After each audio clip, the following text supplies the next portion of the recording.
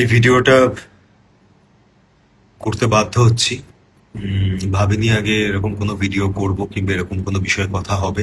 বিশ্বাস করুন দাদা দিদি, আমি খুব একটা সাধারণ এবং খুবই সিধে সাদা একটা জীবন আমার।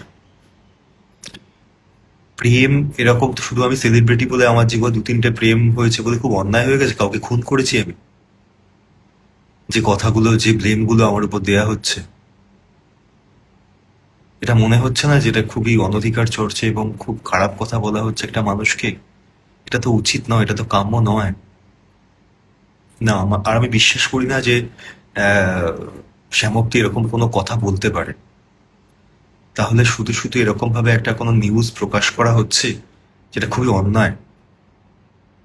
সত্যিটা, কিভাবে কি বিয়ে হয়েছে না হয়েছে সেখানে বলা হচ্ছে আমি বিয়ের সময় কি অধিকাংশ টাকা পয়সা হেনা তেনা কি সব, সেটা তো আমাদের দুই ফ্যামিলি জানে।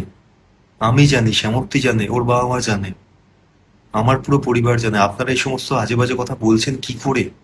একবারও ভাবছেন না আপনার বাড়িতে কি ছেলে মেয়ে কিংবা কেউ নেই? এটা কি উচিত?